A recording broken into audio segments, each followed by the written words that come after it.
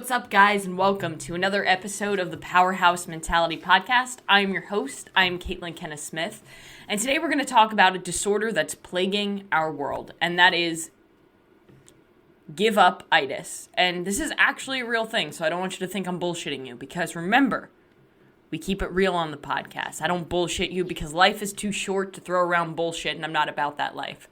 So, I want to give you a little bit of a background before we really get into what exactly Give-Up-Itis is and why it's plaguing our world. Now, I think you can kind of form a conclusion to why it is, because so many people get stuck. They feel like they can't accomplish the goals and the dreams that they want out of their life. They feel like they can't accomplish greatness. And a lot of people settle for mediocrity and settle for a life that maybe they're not 100% happy and content with, just because they don't think that they can do more, because they quit or they give up long before they even come close to their limit. But why does it happen so often? So let's paint the picture. And in order to do that, I want to talk to you guys about a couple of different experiments that you've probably heard of. Maybe you haven't. The first one, and I think all of us has probably heard of this, is classical conditioning. So classical conditioning was found through an experiment with Pavlov, where he taught dogs how to salivate with the sound of a bell. Because what he would do is he would ring the bell, give the dogs food. Ring the bell, give the dogs food. And he would repeat that until he would just ring the bell and the dogs started salivating because they anticipated the food. They anticipated the reward. And that's called classical conditioning. Now, decades later, Richard Solomon's lab did this with a negative twist. So for all you animal lovers out there, me being one of them, there's a little bit, like, I was reading through this experiment, and I was like, this is kind of a little bit fucked up. But you know what? It is what it is, because I love dogs, so I hate hearing that some dogs were put under distress. But they put a little bit of a negative twist on it, because they wanted to see if they could do the same thing, but with a negative outcome. So instead of giving the dogs, instead of ringing a bell and then giving the dogs food, they played a tone, and as soon as the tone was done, they shocked the dog. Now, what they thought would happen is that the dogs would begin to associate the sound of the tone with pain or with the shock. So then they would start running or they would start freaking out when the tone was played, because they were anticipating the pain, they were anticipating the shock. But instead, the dogs just sat there. And that's what we call fear conditioning. It's what they were trying to prove, but they couldn't, because the dogs weren't responding the way that they thought that they were. So then two scientists out of Richard Solomon's lab took this a step further, Seligman and Mayer. They took dogs and they split them up into two groups. Half of the dogs had a way out of the shock. So they were doing the same thing with the tone to the shock. Like I said, half of the dogs had a way out. They would touch their head to a panel and it would stop the shock. The other half didn't have that option. They would hit the panel and nothing would happen. Nothing would change. The shock would still happen. Now, like they anticipated, the dogs who had a way out eventually figured out that, okay, if I hit this panel, then the shock stops. And they started, every time they would hear the tone, they would hit the panel and the shock wouldn't happen. Now, the other dogs, they kept hitting the panel and nothing changed, so they just kind of sat there and accepted it. Then they brought both groups together, and they had where they were in like a box, and they had floors on the box, obviously, in like a room. And the shock went through the floor of one side, and it was separated by a wooden panel that the dogs could easily jump over. So all the dogs had to do when they heard the tone, felt the shock, was realize, oh, I can jump over the wooden panel, go into a different area, and then the shock wouldn't happen. And this is the wild part. The half of the dogs that were in the group where they would touch their head to the panel and the shock wouldn't happen, and they started to learn that, they immediately on the first shock jumped over the wooden panel to get to the side that didn't have the shock. While the other dogs, the half of the group that were trapped in the other scenario and didn't have a way out, didn't do anything. They never figured it out. So half learned that they could escape and half didn't. Because the half that didn't try had lost the ability to try.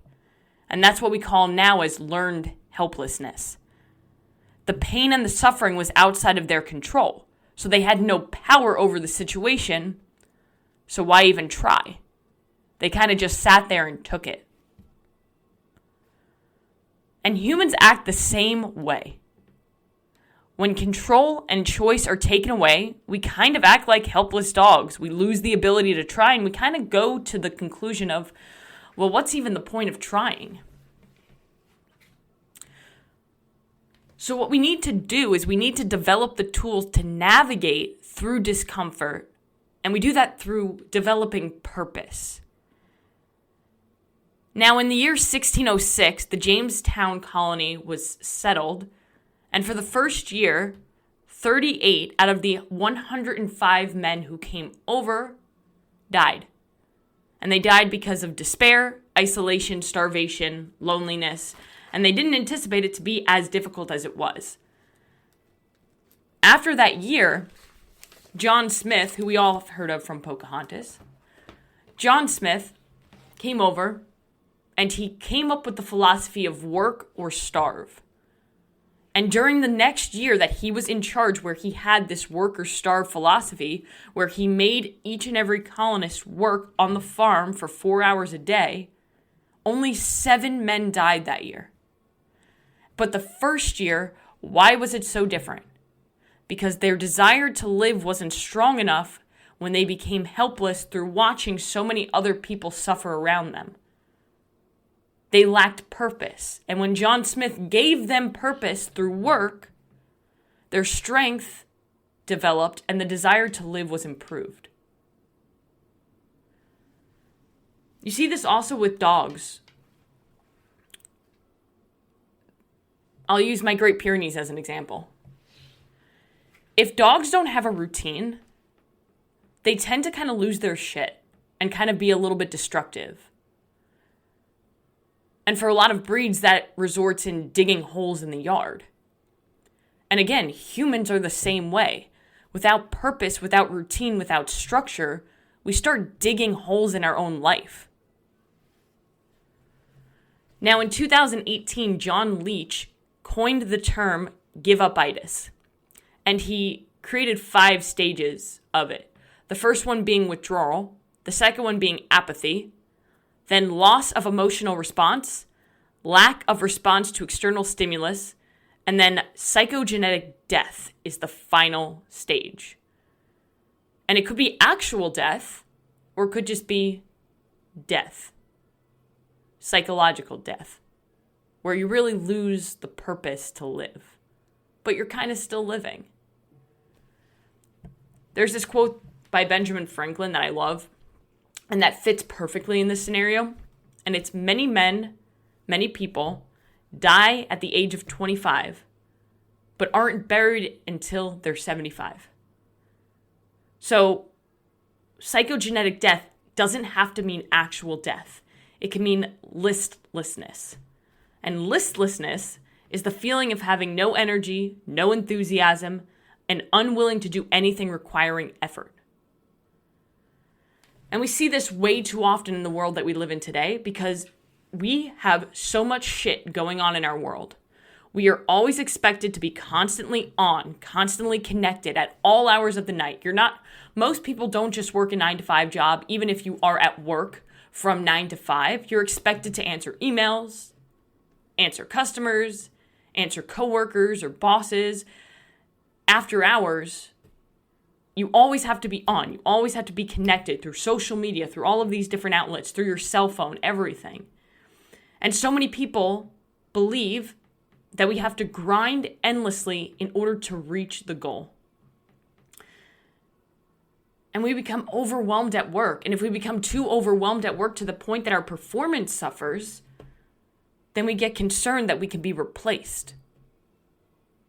So when work infiltrates all aspects of your life, you give away control and you give away choice.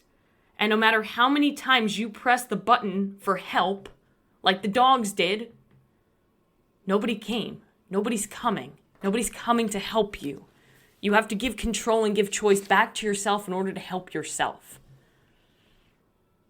This is why we struggle to make difficult decisions, or why we struggle to do simple things like work out or even fold the fucking laundry. And we blame it on a lack of motivation, when in all reality, it's a lack of sense of control over our own life. So the level of control that we have changes how we respond to stress. It alters our hormone response and our cortisol levels. It's been shown through experiments. So when pain is controllable, for example, if I'm going out and I'm training in my garage and the amount of pain that I'm putting myself through is controlled through the amount of effort that I'm putting into the workout, I'm going to have less anxiety and my performance is going to be higher because I have control over the amount of pain that I'm putting on myself. When pain is completely out of our control, the exact opposite happens. Our anxiety goes up, our cortisol goes up, and our performance goes down. When we have a sense of control, the pain, the discomfort, the alarm is easier to quiet and easier to shut off. So, how do we actually gain control in order to improve our toughness, improve our performance both mentally and physically, and be able to avoid Give-Up-Itis from taking over our lives? 1, you have to focus on what you can control, not on what you can't control. And I talk about this all of the time. If you focus on the things that you can't control, all you're going to do is give yourself unnecessary anxiety and unnecessary stress. And we only get a limited amount of focus and energy each and every day. It's not finite. So what you need to keep in mind is that if you continue to give things that you can't control your precious energy and focus, then you're not going to be able to put it into areas where you actually need it and where it can actually be useful, like the things that you can control. So if you have anxiety, start with small things. If, for example, I'm doing a CrossFit competition and the first event is about to happen and I'm starting to get a little bit anxious, I can focus on the small things that I can control. I can focus on my breathing. I can focus on making sure that I'm on time and I'm ready to go for the event. I can make sure that I fuel properly for the event, hydrate properly, sleep properly the night before. What can I control? I can control the preparation leading up to the event to prevent the anxiety. So again, focus on the things that you can control and stop worrying about the things that you can't control. And I have my clients do a really helpful exercise here, where if they're feeling overwhelmed, where they're feeling stressful or anxious, or they feel like they just don't have control over things, I have them set a timer for 5 minutes, take out a pen and a piece of paper, and write down all of the things that's on their mind, all of the things that's causing them to feel stressed and overwhelmed. And then once that timer is done, they take a minute to go ahead and cross off all of the things that they can't control, circle the things that they can control, and then the things that they can control, they start to develop a plan to take action on those things, because action is going to cure everything. But you can't take action on the things that you can't control. And the amount of times that I've had clients do this exercise and they come back to me and said, I didn't have to circle anything because everything that I'm worrying about is out of my control. When you can focus on what you can control, you're going to give choice and control back to yourself, and that's going to allow your anxiety to go down and your performance to go up. The second thing kind of goes right off of that. Give yourself control and give yourself choice. Understand that this really is focused on your fear of failing. So many people have a fear of failing or they fear not being perfect. So then they say, why even bother? Why even try? Here's how you give yourself choice and control back in those scenarios. Understand that you will fail. And you can't fuck this up. You can't fuck anything up. You can fail, you can mess up, you can make mistakes, but the only time you actually fuck up is when you completely quit. And that's always your choice. You might fail, you might succeed, but you always have the choice on whether or not you're going to quit. And when you're in that scenario, think about what your life would look like if you did quit, if you did give up on your dreams. It wouldn't look like the way that you want it to, so that'll help you not quit in that moment. The third thing, and this again goes right off of the second thing, is flip the script. Stop being afraid to fail and start giving yourself permission to fail in order to grow.